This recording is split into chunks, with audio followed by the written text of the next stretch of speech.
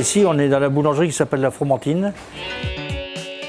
Je me suis installé le 1er octobre 1983. On s'est agrandi, on s'est amélioré, et puis voilà, quoi. On a refait les agencements, on a refait le fourni, le matériel et tout, voilà.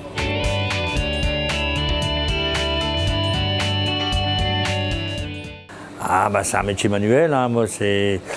Pour moi c'est toute ma vie, hein. Je sais faire que ça d'ailleurs, c'est un métier de passion. Ah bah, j'étais avec mon épouse et j'avais un boulanger quand j'ai repris l'affaire.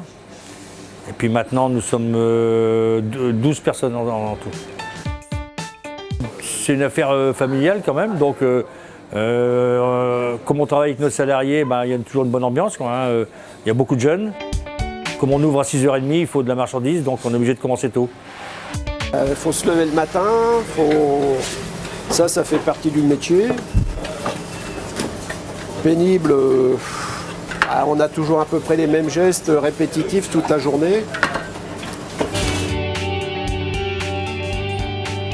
On achète du matériel pour adapter justement, pour atténuer tous les risques qui sont dus à cette fatigue musculaire qu'il pourrait y avoir.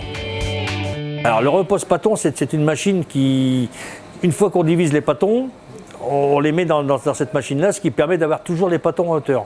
Ce qui permet d'éviter de la fatigue au niveau du dos et au niveau musculaire dans les bras, parce que ça c'est quand même une charge. Avant, il faut les se baisser, il faut les porter des planches qui contenaient énormément de pâtons, que maintenant, il y a un mécanisme qui permet d'avoir les pâtons individuels et ça atténue beaucoup la fatigue. Tout est à la même hauteur.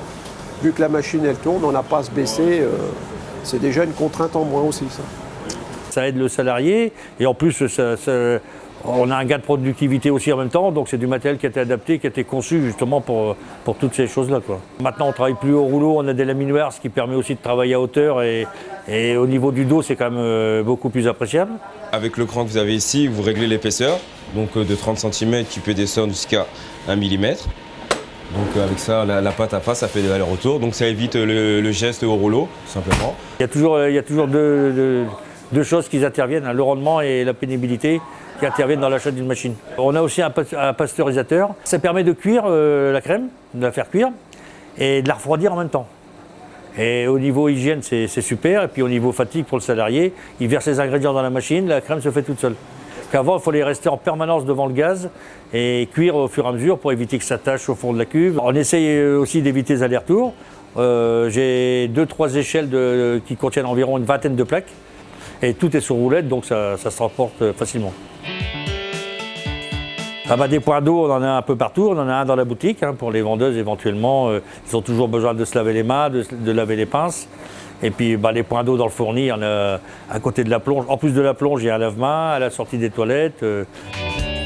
C'est une boutique de plain-pied, contrairement à beaucoup de boutiques qui sont en sous-sol, ce qui permet déjà d'avoir l'éclairage du jour, moins de pénibilité parce que bon, bah, y a pas d'escalier, il n'y a pas de monte-charge, aussi bien pour notre personnel que pour les fournisseurs. Ah, les cuves, quand elles sont pleines de pâtes, ça peut peser 30-40 kg hein, facilement. Hein, donc, mais comme il y a des grosses poignées, je conseille à mes salariés de se mettre à deux, chacun une poignée, ça se passe bien. Autrement, c'est vrai que bah, les reins, ils en prennent un coup. Hein. Quelquefois, les salariés nous donnent des idées aussi. On ne pense pas toujours à tout, hein. Il y a toujours plus d'idées dans 10 têtes que dans une. Récemment, c'est peut-être pas grand-chose, mais on a changé les paniers à pain. On a fixé des roulettes parce que bon, bah, les vendeuses, il faut qu'ils tirent les baguettes. Il y a une quarantaine de baguettes. C'est beaucoup moins pénible. C'est un truc tout bête, tout simple, un petit coup de revient ridicule. Mais par contre, ça soulage beaucoup les personnels de vente. Quand le dialogue passe bien avec ses salariés, ça se passe bien. Donc, bien sûr, on fait des mini-pauses, mais bon, le salarié ne va pas s'arrêter au moment de défourner le pain. Donc, il s'organise à tour de rôle pour leur mini-pause, de façon à ce que ça ne perturbe pas le travail. Il n'y a pas d'horaire de pause. C'est quand on a un petit creux, hop, on prend une petite pause, 5 minutes, 10 minutes. On peut discuter entre nous. Ça arrive voilà, qu'on s'arrête 5 minutes pour discuter ou autre. Le personnel est conscient qu'il y a des moments où il y a le boulot, donc ils ne prennent pas leur pause au moment où il y a le coup de feu, quoi. Non, on s'organise comme ça. Chacun puisse à tour de rôle prendre des petites pauses. Ils ont soif, ils veulent un café, ils ont faim, ils mangent. C'est normal, c'est tentant, surtout que c'est des jeunes. Donc de ce côté-là, ça se passe toujours bien.